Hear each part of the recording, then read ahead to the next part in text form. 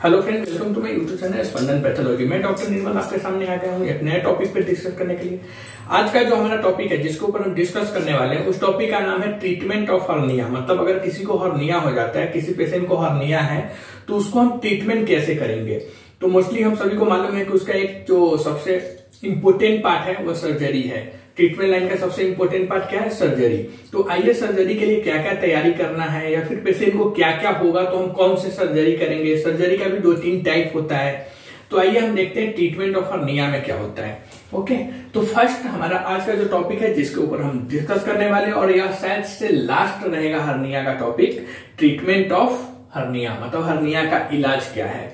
Okay, तो first most hernia will need surgical repair but not necessary right away. मतलब अधिकांशतः hernia को surgery या ऑपरेशन की जरूरत या द्वारा ठीक करने की आवश्यकता होती है, बट यह जरूरी नहीं है कि उसे तुरंत ठीक कर दिया जाए। ओके, तो most hernia will need surgical repair but not necessary right away. अधिकांशतः हर्निया को सर्जरी या ऑपरेशन द्वारा ठीक करने की आवश्यकता होती है, बट जरूरी नहीं है कि उसे तुरंत ठीक कर दिया जाए। If a small or mild hernia that only comes out occasionally, doctors may take a wait and watch approach to see if it gets much worse. यदि छोटा या हल्का हर्निया है जो कभी कभार ही निकलता है तो डॉक्टर आपको वेट एंड वॉच का मतलब होता है कि आपकी जो बीमारी है उसको ऊपर प्रॉपर आप ध्यान रखो और आप थोड़ा समय उस बीमारी के लिए निकालो, जिससे आप क्या होगा उस बीमारी के ऊपर वॉच भी करेंगे और वेट भी करेंगे। मतलब उस बीमारी को आप देखिए वो क्या क्या लक्षण पैदा कर रहा है, क्या क्या आपको कॉम्प्लिकेशन कर रहा है, क्या क्या आपको प्रॉब्लम कर रहा है, तब तक आप उसको देखिए। तो ओके, यदि हर्निया छोटा या हल्का है जो कभी कभार ही निकलता है तो डॉक्टर आपको वेट एंड वॉच करने के लिए बोलते हैं ताकि यह देखा जा सके कि यह बहुत खराब होता है या नहीं। Next, hernia do tend to worsen over time which is why doctors recommend repairing them. मतलब क्या है कि हर्निया धीरे धीरे खराब होता जाता है। हर्निया जो है वो धीरे धीरे खराब होता जाता है और यही कारण है कि डॉक्टर उन्हें ठीक करने की एडवाइस देते हैं, जैसे कि हम सभी जानते हैं सर्जरी या operation. With the exception of umbilical hernia in babies they don't go away on their own.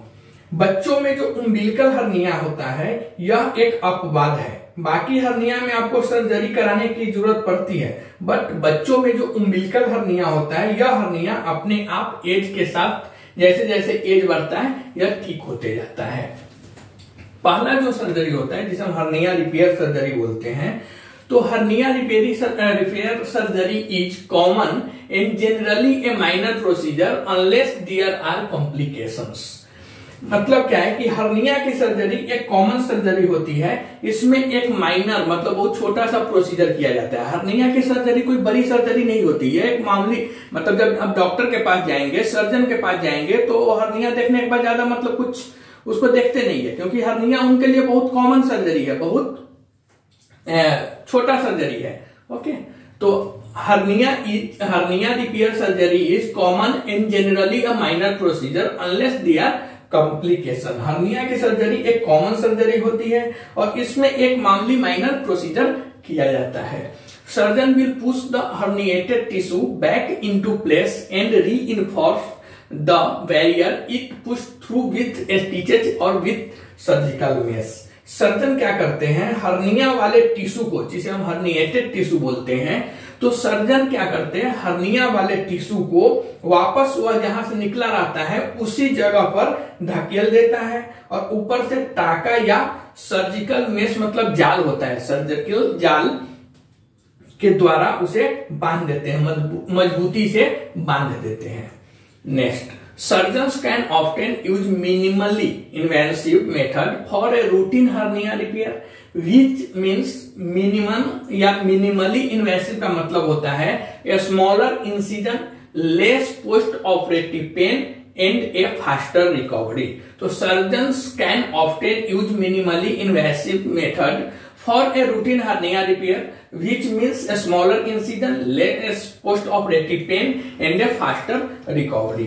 मतलब क्या होता है, सर्जन्स अक्सर नियमित हर्निया की रिपेयर के लिए मिनिमल इन्वेसिव का मतलब होता है न्यूनतम आक्रामक। ओके, न्यूनतम आक्रामक तरीकों का उपयोग करते हैं। और न्यूनतम आक्रामक का अर्थ है या उसका मतलब है कि जो आपका चीरा लगेगा, ठीक है, जो जिसे हम कट करते हैं सर्जरी के लिए, वह जो चीरा होता है स्मॉलर इंसिजन, वह बहुत छोटा होता है, मतलब छोटे चीरे। और कम पोस्ट ऑपरेटिव पेन, मतलब ऑपरेशन होने के बाद की जो कंडीशन होती है उसे हम पोस्ट ऑपरेटिव कंडीशन बोलते हैं। तो पोस्ट ऑपरेटिव पेन मतलब ऑपरेशन करने के बाद पेशेंट को कम दर्द हो और फास्ट रिकवरी, मतलब ऑपरेशन करने के बाद पेशेंट जल्दी ठीक भी हो जाए। तो सर्जन जो होते हैं वो मिनिमली इन्वेसिव मेथड यूज करते हैं। मिनिमली इन्वेसिव मेथड का मतलब होता है कि स्मॉलर इंसिजन, जो चीरा लगाएंगे वो बहुत छोटा होगा। लेस पोस्ट ऑपरेटिव पेन का मतलब होता है कि पेशेंट को बहुत कम दर्द हो ऑपरेशन के बाद। और रिकवरी फास्ट या फास्टर रिकवरी, मतलब पेशेंट को ऑपरेशन करने के बाद, ऑपरेट करने के बाद बहुत जल्दी वह ठीक होकर घर पर जाए। तो इसको बोलते हैं मिनिमली इन्वेसिव मेथड।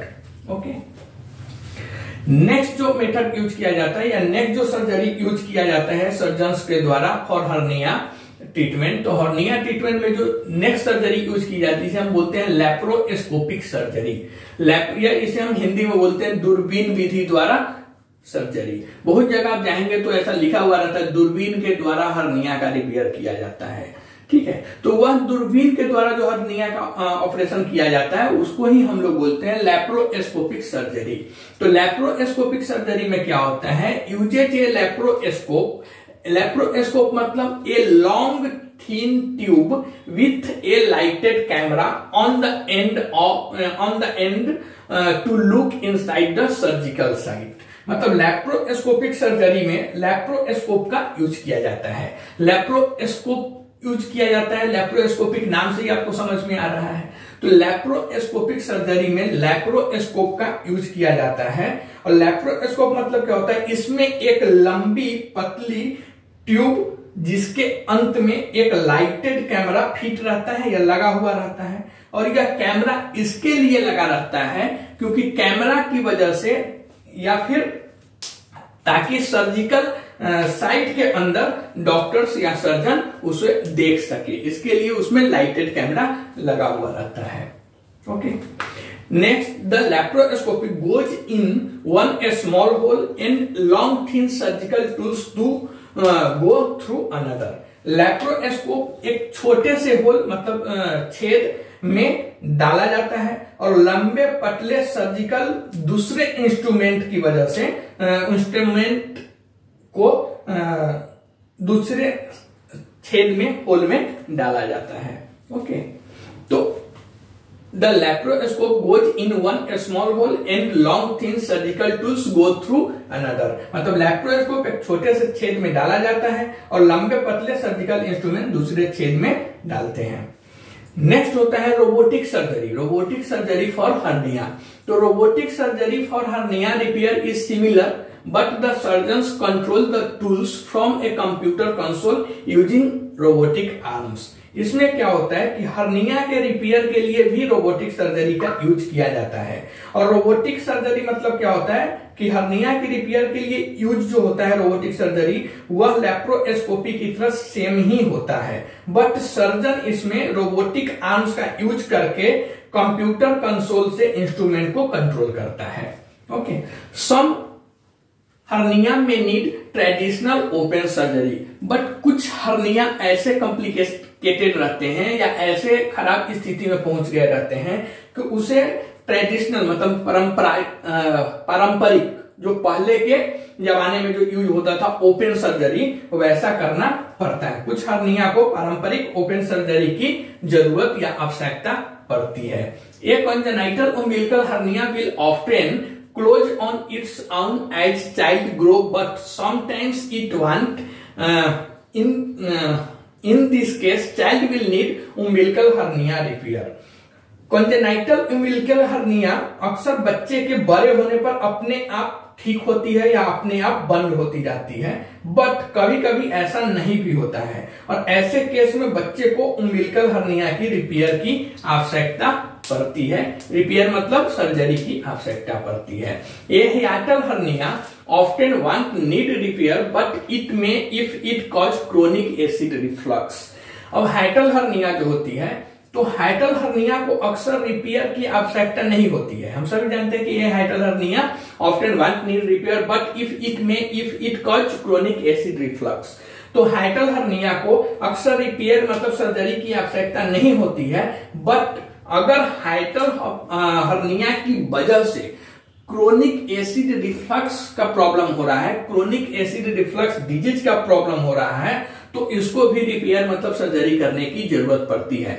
और ये बराबर क्वेश्चन में भी आता है कि हाइटल हर्निया को रिपेयर या सर्जरी करने की जरूरत कब पड़ती है। तो उसमें आप लोग लिख सकते हैं कि हाइटल हर्निया को मोस्टली सर्जरी की जरूरत नहीं पड़ती है या ऑपरेशन करने की जरूरत नहीं पड़ती है। इसे ऑपरेशन या सर्जरी करने की जरूरत तब पड़ती है जब पेशेंट को हाइटल हर्निया की वजह से क्रोनिक एसिड रिफ्लक्स का प्रॉब्लम हो रहा है, क्रोनिक एसिड रिफ्लक्स डिजीज का प्रॉब्लम हो रहा है। तो ऐसे कंडीशन में हाइटल हर्निया को ऑपरेट, सर्जरी या रिपेयर करने की जरूरत पड़ती है। डॉक्टर्स में recommend a Nissen fundoplication to repair this procedure. Doctor और क्रोनिक एसिड रिफ्लक्स जो होता है उसको ठीक करने के लिए डॉक्टर जो रिकमेंड करते हैं उसे बोलते हैं नीसेंट फंडो एप्लीकेशन। मतलब डॉक्टर इस प्रॉब्लम को ठीक करने के लिए नीसेंट फंडो एप्लीकेशन कराने की एडवाइस दे सकते हैं या देते हैं।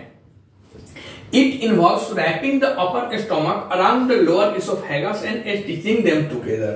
मतलब इस प्रोसीजर का मतलब है नीसेंट फंडो एप्लीकेशन प्रोसीजर में। तो नीसेंट फंडो एप्लीकेशन प्रोसीजर में डॉक्टर ऊपरी पेट को निचले इसोफेगस के चारों तरफ लपेट देता है और उन्हें फिर एक साथ लपेट के टाका लगा के सील देता है, जिसे हम बोलते हैं नीसेंट फंडो एप्लीकेशन प्रोसीजर। याद है नीसेंट फंडो एप्लीकेशन प्रोसीजर कब करते हैं? तो नीसेंट फंडो एप्लीकेशन प्रोसीजर हम क्रोनिक एसिड रिफ्लक्स के प्रॉब्लम को सॉल्व करने के लिए करते हैं। और नीसेंट फंडो एप्लीकेशन जो प्रॉब्लम होता है उसमें क्या किया जाता है? तो नीसेंट फंडो एप्लीकेशन प्रोसीजर में पेट के ऊपरी पेट को निचले इसोफेगस के चारों तरफ लपेट देता है और उन्हें एक साथ टाका लगा के सील देता है। उस प्रोसीजर को हम बोलते हैं नीसेंट फंडो एप्लीकेशन।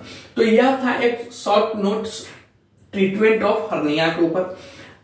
आपको यह कैसा लगा, आप कितना समझे, हमें तो नहीं मालूम, बट आप कमेंट के थ्रू बता सकते हैं कि अगर यह वीडियो आपको अच्छा लगता है तो आप कमेंट के थ्रू हमें बताइए, लाइक कीजिए, शेयर कीजिए और चैनल पर अगर आप नए हैं तो सब्सक्राइब कीजिए। तब तक के लिए थैंक यू।